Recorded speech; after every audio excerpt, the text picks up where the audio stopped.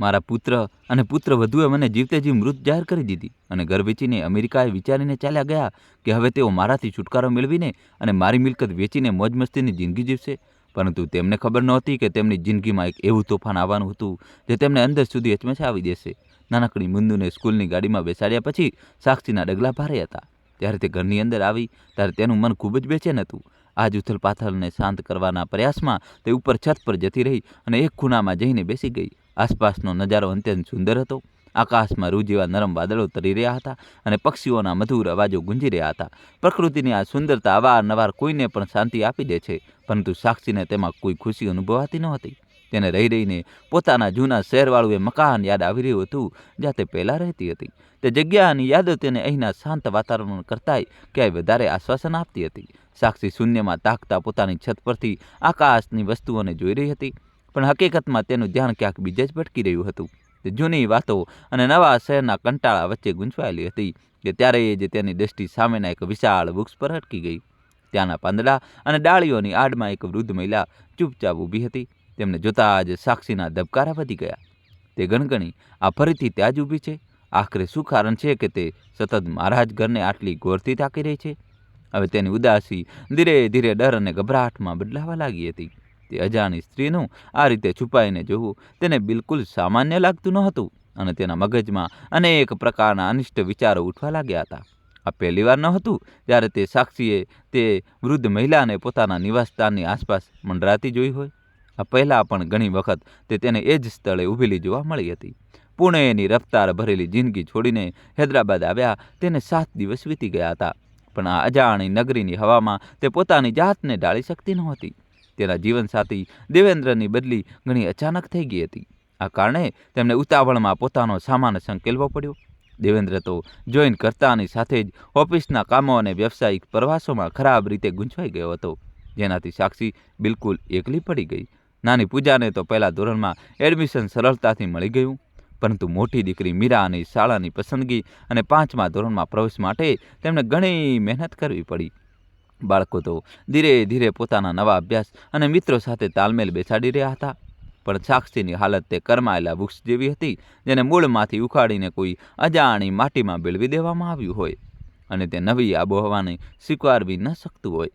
પુણેનું જીવન કેટલું સરળ અને શાંત હતું. ત્યાં સાક્ષી એક સન્માનજનક પદ પર કાર્યરત હતી અને બધું યોગ્ય રીતે ચાલી રહ્યું હતું. એની સમસ્યા એ હતી કે આસપાસ કોઈ સારું શિશુગૃહ ડે-કેર નહોતું અને ના તો કોઈ ભરોસાપાત્ર ઘરગાટી મહિલા મળી રહી હતી. તેને લાગવા માંડ્યું હતું કે વર્ષોની મહેનતથી બનાવેલી તેની વ્યવસાયિક કારકિર્દી હવે સંપૂર્ણપણે સમાપ્ત થવાના આરે છે. દોસ્તો, કહાની છેલ્લા સુધી જોજો અને વિડીયો લાઇક કરી ચેનલ સબસ્ક્રાઈબ કરી દો.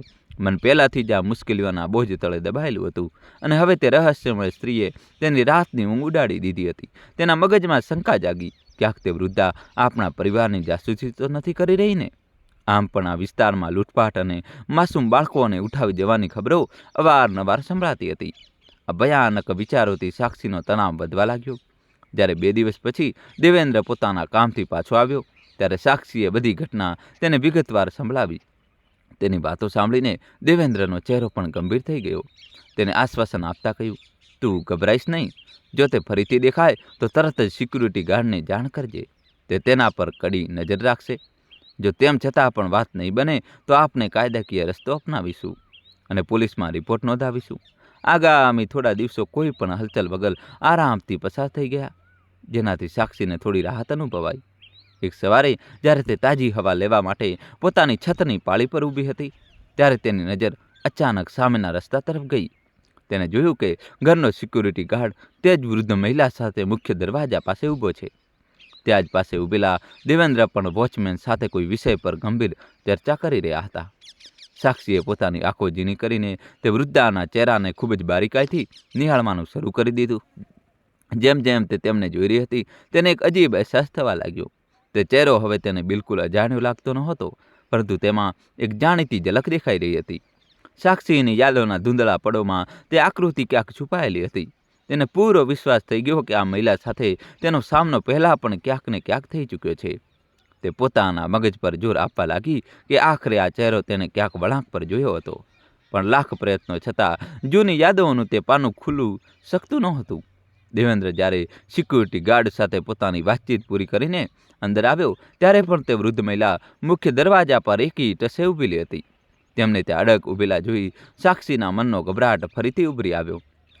તેને તરત જ દેવેન્દ્રને સવાલ કર્યો, જુઓ એ જ મહિલા છે જેનો ઉલ્લેખ મેં તમારી સાથે કર્યો હતો. આખરે તે આપણા દરવાજા પર કેમ ઊભી છે? તેમનો ઈરાદો શું છે? દેવેન્દ્ર તેની સામે જોયું અને ધીમા સ્વરે કહ્યું, સાક્ષી, એમના અહીં આવવાનું કારણ જાણીને તું દંગ રહી જઈશ. તું એમના વિશે જે પણ ખોટી ધારણાઓ બનાવી રહી હતી, અસલિયત તેનાથી કોસો દૂર છે. શું તું જાણે છે આ કોણ છે? આ મકાનની અસલી અને જૂની માલિકણ છે. આ સાંભળીને સાક્ષી આશ્ચર્યચકિત થઈ ગઈ. તેને નવાઈ પામીને પૂછ્યું, શું કહી રહ્યા છો તમે? આપણે તો સાદો મિસ્ટર રણજીત સાથે કર્યો હતો, તો પછી આ માલિકણ કેવી રીતે આવી ગઈ? દેવેન્દ્રની આંખોમાં એક અજીબ ઉદાસી હતી. તેને જણાવ્યું, તે રણજીત આમનો જ દીકરો છે. તેને પોતાની માતા સાથે બહુ મોટો છળ કર્યો.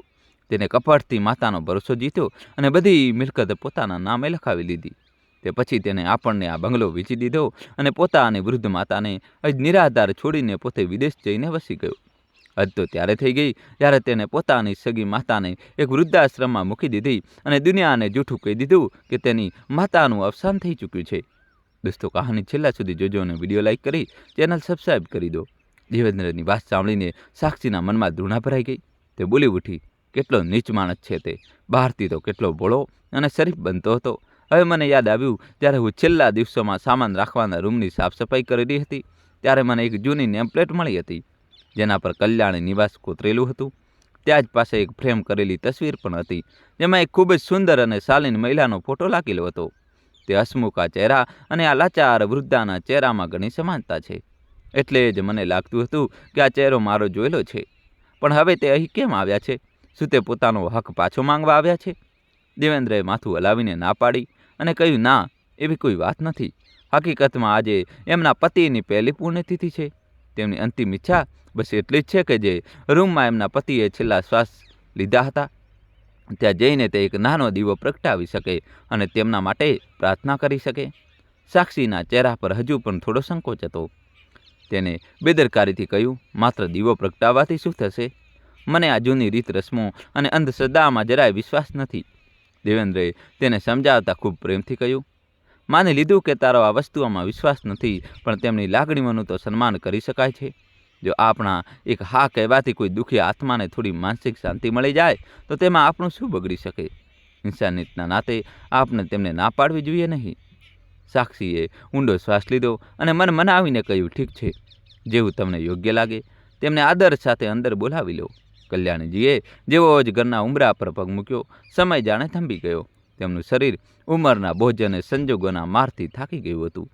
શરીર પર એક સાદી સુતરાઉ સાડી હતી, જે તેમના વીતેલા સમૃદ્ધ દિવસોની ધૂંધળી યાદ અપાવી રહી હતી.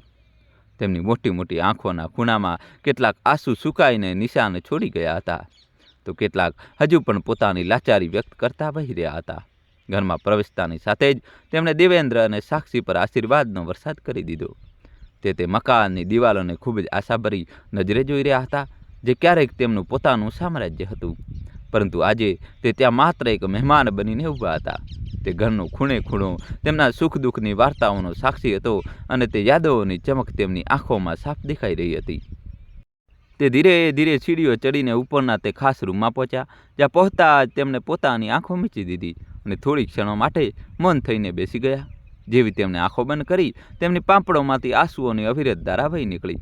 પછી તેમણે ખૂબ જ જતનથી ત્યાં ઘીનો એક દીવો પ્રગટાવ્યો અને હાથ જોડીને ઈશ્વર પાસે પ્રાર્થના કરી. બહાર આવતી વખતે તેમણે ફરીથી દેવેન્દ્ર અને સાક્ષીને આશીર્વાદ આપ્યા અને રૂંધાયેલા ગળે બોલ્યા, જ્યારે હું પહેલી વાર આ ઘરમાં આવી હતી ત્યારે એક નવવધુ તરીકે આવી હતી. મારું સપનું હતું કે મારી વિદાય હવે અહીંથી સીધી શમશાન માટે થશે. પરંતુ કહેતા કહેતા તેમનો અવાજ ભારે થઈ ગયો અને શબ્દો હોઠ પર જ દમ તોડી ગયા. કલ્યાણીજીએ રૂમ તરફ ઇશારો કરતા કહ્યું, આજ મારું રહેઠાણ બસેરા હતું, જ્યાં મેં મારા પરિવાર સાથે હસી ખુશીનો અગણિત વર્ષો વિતાવ્યા હતા. પણ અફસોસ, રણજીતના પિતાનો સાયો માથા પરથી ઉઠતા જ બધું વિખેરાઈ ગયું. તેમની ડુસકી ગળામાં જ દબાઈને રહી ગઈ અને તેઓ ફરીથી ધ્રુસકે અને ધ્રુસકે રડી પડ્યા.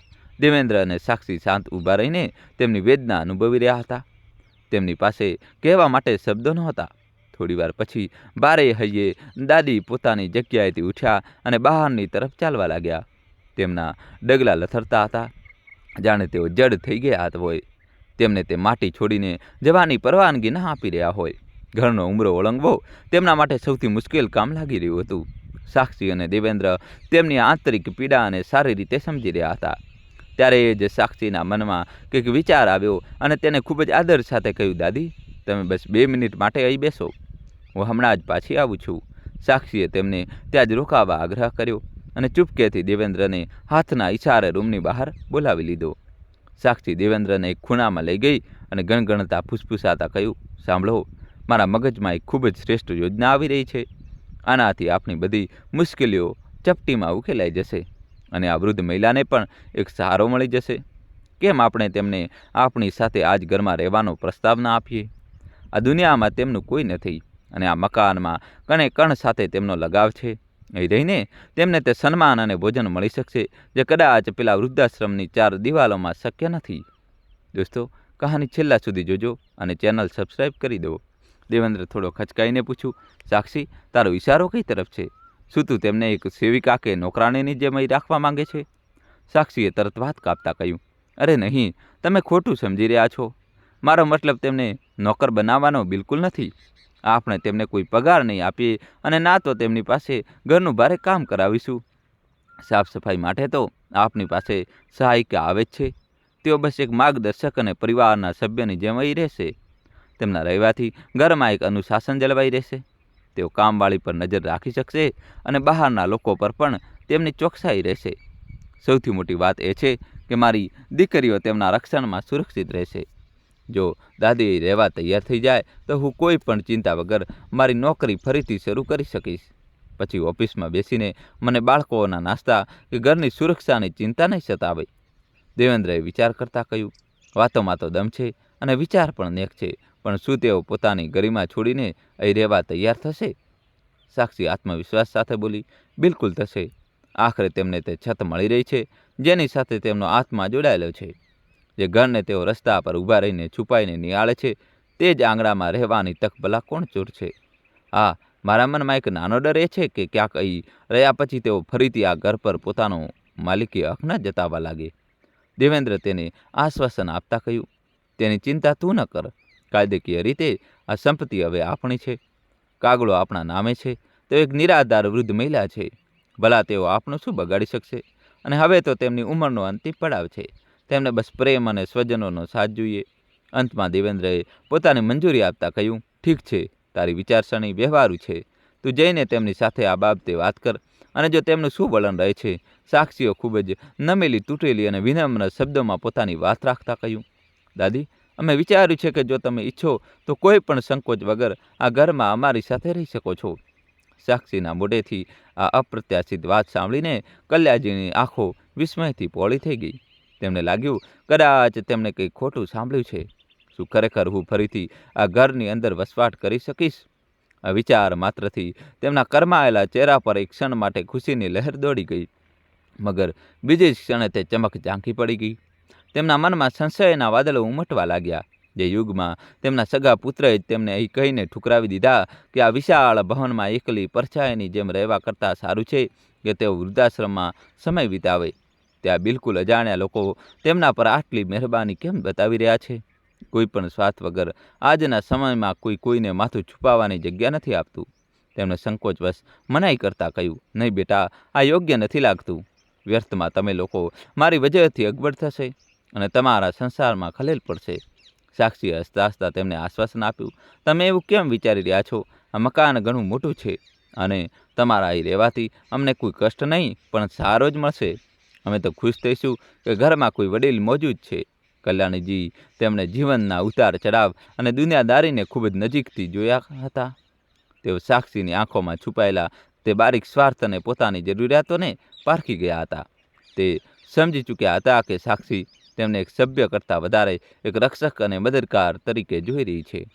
છતાં પણ પોતાના તે જૂના આશિયાના પ્રત્યે તેમને જોડાણ અને મોહ એટલો પ્રબળ હતો કે તેઓ પોતાને રોકી ન શક્યા અને તે પ્રસ્તાવનો સ્વીકાર કરવાનું મન બનાવી લીધું. કલ્યાણીજીના ઘરમાં પગ મૂકતા જ જાણે આખા વાતાવરણમાં એક નવી ઉર્જાનો સંચાર થઈ ગયો.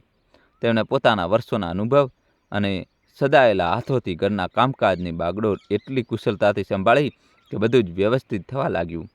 હવે ઘરનો દરેક સભ્ય તેમને સન્માનથી દાદી કહીને જ સંબોધવા લાગ્યો. તેમના આવવાથી ઘરની નાની મોટી દરેક પ્રવૃત્તિ સમયસર અને યોગ્ય રીતે સંપન્ન થવા લાગી. સાક્ષી જે અત્યાર સુધી ઘર અને બાળકોની ચિંતામાં ફસાયેલી હતી તે પૂરી રીતે તણાવમુક્ત થઈ ગઈ. માનસિક શાંતિને કારણે તેને કોઈ પણ સંકોચ વગર એક સારી કંપનીમાં નોકરી શરૂ કરી દીધી. જોતામાં સુખ અને સંતોષ સાથે 1 વર્ષનો સમય પાંખો લગાવીને ઉડી ગયો.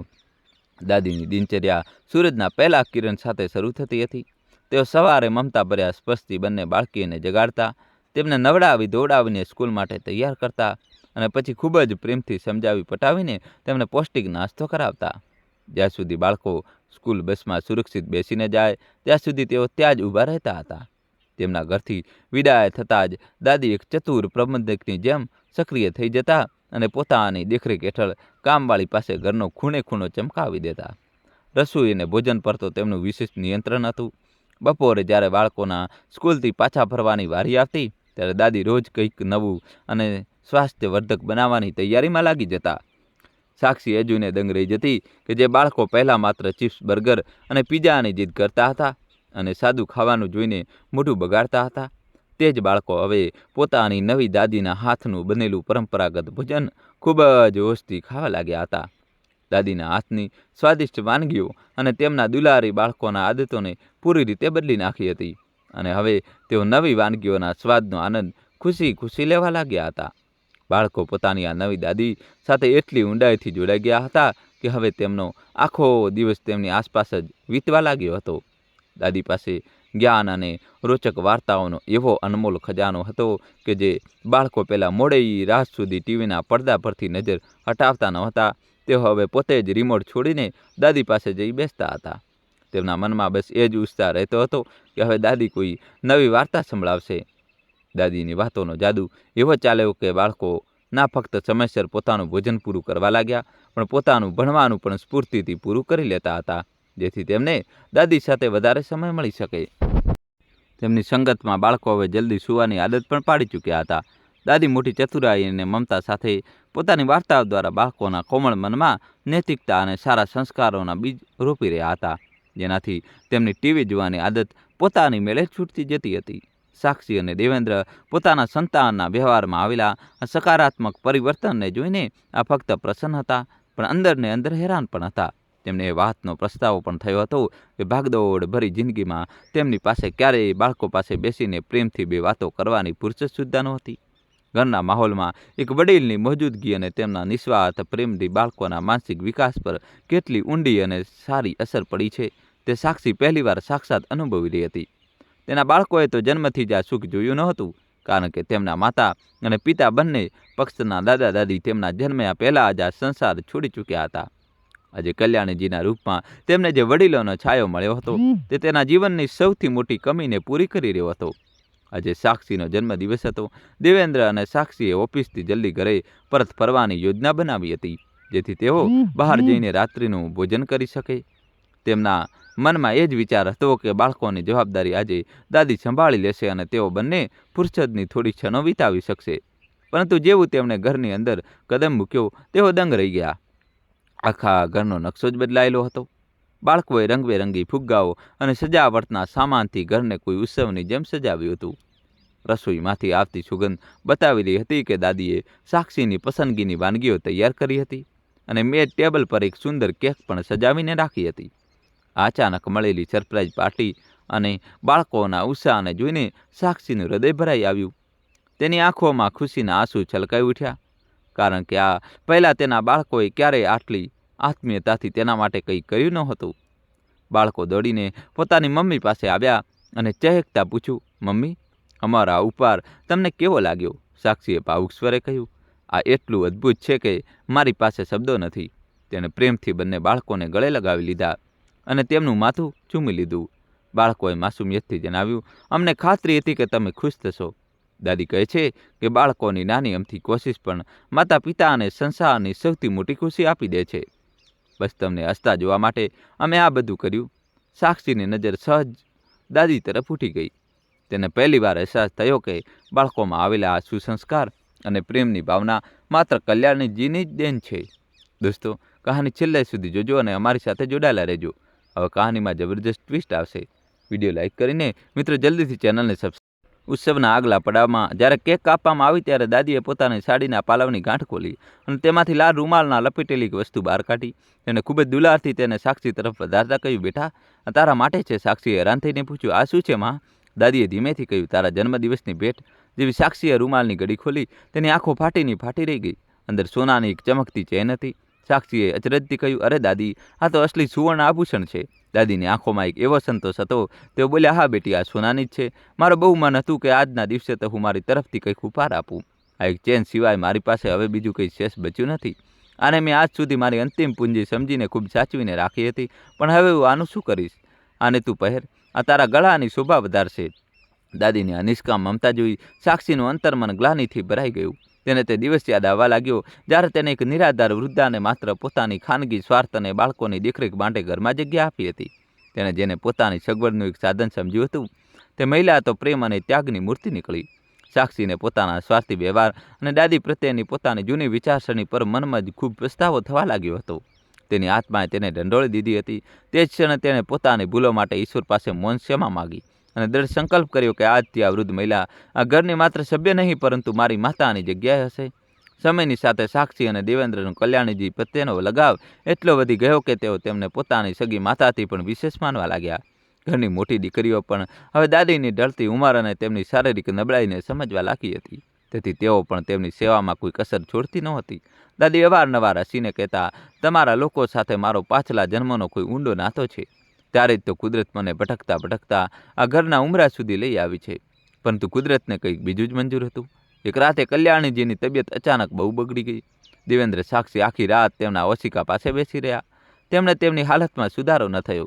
સવારે જ્યારે ડૉક્ટરને બોલાવવામાં આવ્યા તો તેમણે તપાસ કર્યા પછી એક લાંબો શ્વાસ લીધો અને ધીમા સ્વરે કહ્યું, ઉંમર અને બીમારીએ શરીરને બહુ સૂકી દીધું છે. હવે દવાઓ કરતાં વધારે દુઆઓની જરૂર છે. દાદી પાસે હવે સમય ઓછો છે. તમે બસ તેમને જેટલા ખુશ રાખી શકો એટલા રાખો. આ સાંભળીને ઘરમાં માતમ છવાઈ ગયો. સાક્ષી અને દેવેન્દ્રની આંખો સામે તે એક વર્ષ વીજળીની જેમ કોદવા લાગ્યું. તેમાં દાદીએ આ ઘરનો સ્વર્ગ બનાવી દીધું હતું. ખુદ કલ્યાણીજીને પણ આભાસ થઈ ગયો હતો કે હવે તેમની અંતિમ વિદાયનો સમય નજીક છે. તેને ધ્રુજતા હાથે દેવેન્દ્ર અને સાક્ષી બંને દીકરીઓને પોતાના પલંગ પાસે બોલાવ્યા અને ખૂબ જ નબળા અવાજમાં કહ્યું, મારા બાળકો, મારી એક છેલ્લી હસરત બાકી છે. છતાં પહેલાં હું મારા દીકરા રંજીતનો ચહેરો એકવાર જોવા માંગુ છું. શું તમે તેને છેલ્લી મુલાકાત માટે ભારત બોલાવી શકો છો? સાક્ષીની આંખોમાં આંસુ આવી ગયા. તેણે તરત જ સંમતિ આપી દીધી. પાછળથી તેને એકાંતમાં દેવેન્દ્રને કહ્યું, રંજીત, ભલે ગમે તેવો હોય પણ માની અંતિમ ઈચ્છા અધૂરી ન રહેવી જોઈએ. પ્લીઝ તમે ગમે તે રીતે તેનો સંપર્ક કરો. તેને કોઈ બહાનું બનાવીને અથવા ઘરનો કોઈ જરૂરી કામનો હવાલો આપીને અહીં બોલાવી લો. આપણે માને આ સુકૂન શાંતિ આપવું જ પડશે. દેવેન્દ્રએ સાક્ષીની વાત માનીને તરત જ રંજીત સાથે સંપર્ક સાધ્યો. તેને ફોન પર રંજીતને કેટલીક જરૂરી કાગળની કાર્યવાહી અને ઘર સાથે જોડાયેલી કેટલાક જૂના પ્રશ્નોનો હવાલો આપ્યો. રંજીત જે કદાચ કોઈ ફાયદાની આશામાં હતો તે તરત જ ભારત આવવા માટે તૈયાર થઈ ગયો. બરાબર ત્રીજા દિવસે બપોરે રંજીત એ જ ઘરને ઉંબરે ઊભો હતો જેને તેને ક્યારેય નિર્દયતાથી વેચી દીધું હતું. તે કલ્યાણી નિવાસની અંદર દાખલ થયો જ્યાં હવે દેવેન્દ્ર અને સાક્ષીનું રહેઠાણ હતું. સાક્ષીએ ઔપચારિકતા નિભાવતા તેને બેસવા કહ્યું અને ચા પાણી માટે પૂછ્યું. બેઠકમાં બેસીને વાતો કરતી વખતે રંજીતની નજર અચાનક ખુલ્લા શયનકર્ણ તરફ ગઈ જ્યાં પલંગ પર એક વૃદ્ધ મહિલા અશક્ત હાલતમાં સૂતી હતી. જિજ્ઞાસાવદ રંજીતે દેવેન્દ્ર તરફ કરીને પૂછ્યું, દેવેન્દ્રજી, જ્યાં સુધી મને યાદ છે તમે સોદો કરતી વખતે જણાવ્યું હતું કે તમારા માતા પિતા હવે આ દુનિયામાં નથી. તો આ પલંગ પર સૂતેલી વૃદ્ધ મહિલા કોણ છે? શું આ તમારા કોઈ સંબંધી છે? દેવેન્દ્ર અને સાક્ષીએ એકબીજાની સામે જોયું અને ખૂબ જ શાલીનતાથી જવાબ આપ્યો, આ મારા પૂજનીય માતાજી છે. એ સાચું છે કે અમારા જન્મ આપનારા માતા પિતા અમને ઘણા સમય પહેલાં જ એકલા છોડીને ચાલ્યા ગયા હતા, પણ ઈશ્વરની કૃપા જુઓ, તેમણે અમને ફરીથી માનો પાલવ નસીબ કર્યો. આજે અમારા માટે અમારી સગી મા કરતાં પણ વિશેષ છે. રંજીતની આંખોમાં આશ્ચર્યના ભાવ હતા. તે સમજી શકતો નહોતો કે કોઈ અજાણ્યાનો માનો દરજ્જો કેવી રીતે આપી શકે. દેવેન્દ્રએ પોતાની વાત ચાલુ રાખતા ભારેહીએ કહ્યું, અફસોસની વાત એ છે કે હવે આ અમારી માં ખૂબ જ બીમાર છે. ડૉક્ટરોએ પણ હાથ ઊંચા કરી દીધા છે અને કહ્યું છે કે હવે બસ થોડા દિવસોની મહેમાન છે. આ સાંભળીને રંજીતના ચહેરા પર બનાવટી ઉદાસી છવાઈ ગઈ. તેને જૂઠો નિશાસો નાખતા દેવેન્દ્રને કહ્યું, આ સાંભળીને ઘણું દુઃખ થયું. હું તમારો દર્દ સમજી શકું છું. મારા પિતાજીના અવસાનના થોડા સમય પછી જ મારી મા પણ ચાલી નીકળી. તેની યાદો મને એ હદે તડપાવતી હતી કે હું આ ઘરમાં અને આ શહેરમાં રહી શક્યો નહીં. મારી માના ગમને ભૂલવા માટે જ હું બધું છોડીને અમેરિકા જઈને વસી ગયો.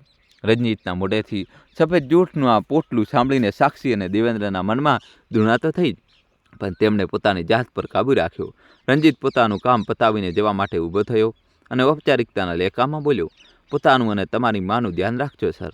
તે વળતા જતો હતો કે ત્યારે જ દેવેન્દ્રએ તેને રોકતા ખૂબ જ વિનમ્ર ભાવે કહ્યું, રંજીતજી, જતા પહેલાં શું તમે એકવાર મારી માને મળી લેશો? તેમને સારું લાગશે કે તેમના ઘરે આવેલા કોઈ અતિથિએ તેમની મુલાકાત લીધી. કદાચ તમને જોઈને તેમને થોડી માનસિક શાંતિ મળે.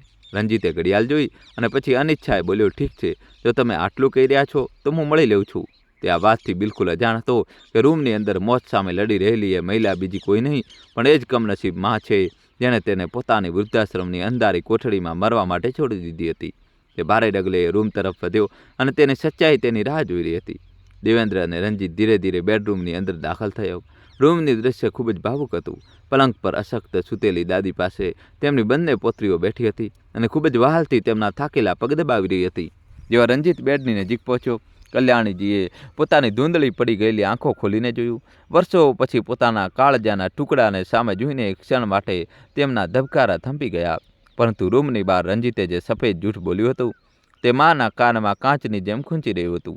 દાદીનું હૃદય છલની થઈ ગયું હતું કે જે પુત્રને તેમને 9 મહિના પોતાની કુખમાં સાચવ્યો, જેની દરેક નાની મોટી ખુશી માટે પોતાનું જીવન નોછાવર કરી દીધું, આજે એ જ દીકરો જીવતા જીવ પોતાની માનું તર્પણ કરી ચૂક્યો છે અને અજાણ્યા લોકો સામે ખૂબ જ બેશરમીથી કહી રહ્યો છે કે મારી મા ભગવાનના ઘરે ચાલી ગઈ છે.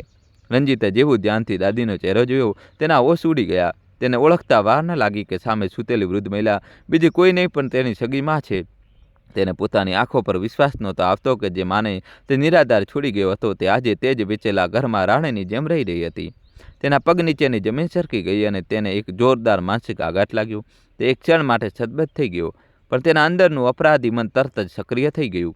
તેને વિચાર્યું, જો હું એક ક્ષણ પણ રોકાયો અને માએ બધાની સામે મારી પોલ ખોલી દીધી તો મારી રહેશે ઇજ્જત પણ ધૂળમાં મળી જશે. મારે ગમે તે રીતે અહીંથી તરત નીકળવું પડશે. રંજીત ત્યાંથી ભાગવાની વેતરણમાં જ હતો કે ત્યારે જ કલ્યાણીજીએ પોતાના ધ્રુજતા અવાજમાં દેવેન્દ્ર અને સાક્ષીને બોલાવ્યા. તેમણે ગળગળા અવાજે કહ્યું, મારા બાળકો, મારી વાત ધ્યાનથી સાંભળો. મારે તમને લોકોને એક જરૂરી વાત કહેવી છે. સાક્ષીએ મમતા સાથે તેમનો હાથ પકડતા કહ્યું, જી માં, કહો, અમે બધા સાંભળી રહ્યા છીએ. ત્યારે કલ્યાણીજીએ રંજીત તરફ એક દર્દભરી નજરે નાખી અને પછી દેવેન્દ્ર સાક્ષી તરફ જોઈને બોલી, બેટા, આજે હું સ્પષ્ટ કરી દેવા માંગુ છું કે આ દુનિયામાં મારો પોતાનો કોઈ દીકરો નથી. મારો પોતાનો કહેવાય એવો કોઈ લોહીનો સંબંધ જીવિત બચ્યો નથી. મારા પતિના અવસાન પછી હું બિલકુલ એકલી થઈ ગઈ હતી. નિયતિએ મને રસ્તા પર લાવીને ઊભી કરી દીધી, પરંતુ હું ઈશ્વરનો આભારી છું કે તેને તમારા જેવા ફરિશ્તાઓને મારા ખોળામાં મૂકી દીધા. દોસ્તો, કહાની છેલ્લા સુધી જોજો અને વિડીયો લાઇક કરી ચેનલ સબસ્ક્રાઈબ કરી દો. મને આ બે પ્યારી પૌત્રપૂર્ણ પ્રેમ મળ્યો, હું એમાં જ ધન્ય થઈ ગઈ. તમે બંનેએ મને જે સન્માન, જે વહાલ અને જે અપનાપણું આપ્યું તેનું દેવું હું 7 જન્મોમાં પણ ઉતારી નહીં શકું. હું મરતા દમ સુધી તમારું ઋણી રહીશ કે તમે એક પારકી સ્ત્રીને માનવ દરજ્જો આપીને તેના અંતિમ સમયને સાર્થક કરી લીધો.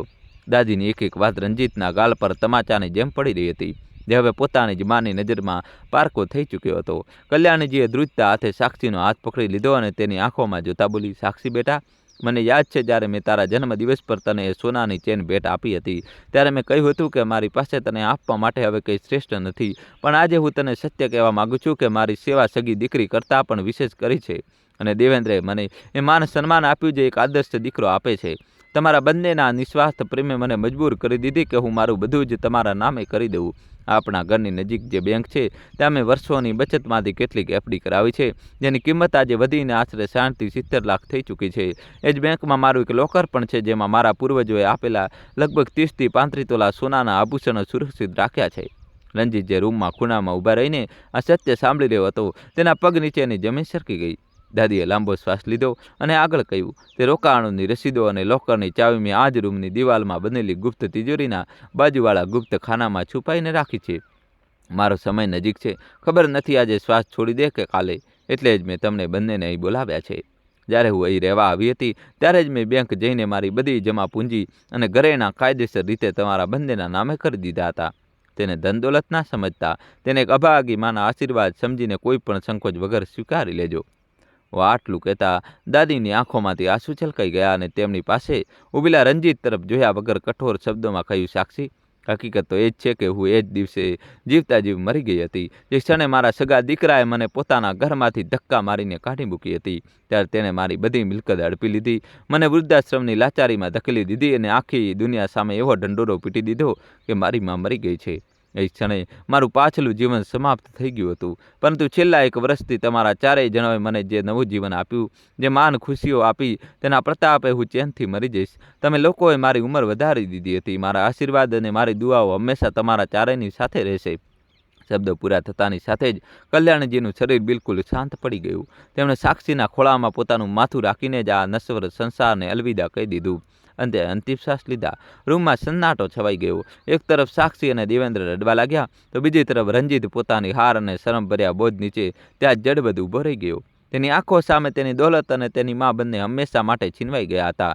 કલ્યાણજીનો દેહ હવે શાંત થઈ ચૂક્યો હતો, પરંતુ તેમના શબ્દોનો ભડકો રૂમની દિવાલો સાથે અથડાઈને રંજીતના સીનામાં ખંજરની જેમ ઉતરી રહ્યો હતો. રંજીત ત્યાં જ જડની જેમ ઊભો હતો. તેની આંખો સામે બધું ધૂંધળું થઈ ગયું હતું.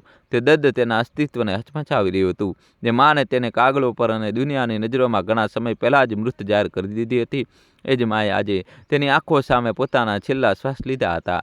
સૌથી મોટી પીડા એ હતી કે અંતિમ સમયે એ માએ પોતાના સગા દીકરાને ઓળખવા તો દૂર, તેની સામે જોવાનું પણ પસંદ ન કર્યું. રંજીતના મનમાં પસ્તાવાનો જ્વાળામુખી ફાટી નીકળ્યો. તે અંદરથી જ પોતાને સવાલ કરવા લાગ્યો, મેં આ શું કરી નાખ્યું? એક મિલકત અને થોડા પૈસાની ખાતર મેં મમતાને જ ઠુકરાવી દીધી, જેને મને જીવન આપ્યું હતું. ક્યાં હું જે પોતાની માને જીવતા જીવ મારીને વિદેશમાં મોજ શોખની જિંદગી શોધી રહ્યો હતો, અને ક્યાં આ સાક્ષી અને દેવેન્દ્ર જેમને એક અજાણ્યા વૃદ્ધમાં પોતાની માને શોધી લીધી. આજે માએ જતાં જતાં તેમને ન કેવળ પોતાની બધી દોલત સોંપી દીધી, પણ પોતાનો એ કિંમતી આશીર્વાદ પણ આપી દીધો, જેનો અસલી હકદાર હું કોઈ શકતો નથી. આજે મને સમજાઈ ગયું કે મેં મારી માને એ જ દિવસે મારી નાખી હતી, જે દિવસે મેં તેમને વૃદ્ધાશ્રમના દરવાજે છોડ્યા હતા. તેને હવે અહેસાસ થઈ રહ્યો હતો કે દાદીએ તેને અહીં કેમ બોલાવ્યો હતો. તેને એ બતાવવા માગતી હતી કે સંબંધ લોહીનો નહીં, પણ સેવા અને પ્રેમનો હોય છે. તેને તેની ઓકાત અને તેના ગુનાઓનો અરીસો બતાવવા માગતી હતી. પોતાની સગી માની સામે ઊભા રહીને તેને પારકા હોવાનો આ દર્દ રંજીત સહન નહોતો કરી શકતો. તેની રૂહ કાંપી ઉઠી અને તે ઘૂંટણીએ જમીન પર પડી ગયો. સાક્ષી અને દેવેન્દ્રની સામે તે ધ્રુસકે અને ધ્રુસકે રડવા લાગ્યો. તેના મોઢેથી બસ આ જ શબ્દો નીકળી રહ્યા હતા, હે ભગવાન, હું કેટલો મોટો પાપી છું. મારી જનેતા સાથે મેં આટલો મોટો વિશ્વાસઘાત કર્યો. માં, મને માફ કરી દે. મારાથી બહુ મોટી ભૂલ થઈ ગઈ. રંજીતનું એ હૃદયને ઘરની ખામોશીને ચીરી રહ્યું હતું, પણ હવે બહુ મોડું થઈ ચૂક્યું હતું. માનો એ પાલવજીને તે પૈસાના ત્રાજવામાં તોલી રહ્યો હતો. હવે હંમેશા માટે આકાશનો તારો બની ચૂક્યો હતો. ઘરમાં વડીલોની ઉપસ્થિતિ બાળકોના માનસિક અને નૈતિક વિકાસ માટે કેટલી જરૂરી છે. દાદીએ પોતાના પ્રેમ અને વાર્તાઓથી બાળકોની ખરાબ આદતો છોડાવી અને તેમને સારા સંસ્કાર આપ્યા. તો મિત્રો, કલ્યાણજીએ અંતમાં રંજીતને પોતાની ઓળખ જણાવ્યા વગર જ પારકી સ્ત્રી બનીને પોતાની મિલકત સાક્ષી અને દેવેન્દ્રના નામે સોંપી દીધી. શું તેમણે સાચું કર્યું કે ખોટું? આ વિશે તમારો શું અભિપ્રાય છે? કોમેન્ટ કરીને જરૂર જણાવશો. અને આ વાર્તા તમે ક્યાંથી જોઈ રહ્યા છો? તમારું અને તમારા શહેરનું નામ અને અમને જરૂર લખી મોકલો. અને જો વાર્તા પસંદ આવી હોય તો ચેનલને સબસ્ક્રાઈબ અને વિડીયોને લાઇક કરવાનું ભૂલશો નહીં. ફરી મળીશું એક નવી વાર્તા સાથે. ત્યાં સુધી આભાર. તમારા દોસ્તો કયા ગામ કયા શહેરથી જોઈ રહ્યા છો એ શહેરનું ગામનું નામ લખી દો અને વિડીયો લાઇક કરી ચેનલ સબસ્ક્રાઈબ કરી દો. ખૂબ ખૂબ ધન્યવાદ. દિલથી આભાર.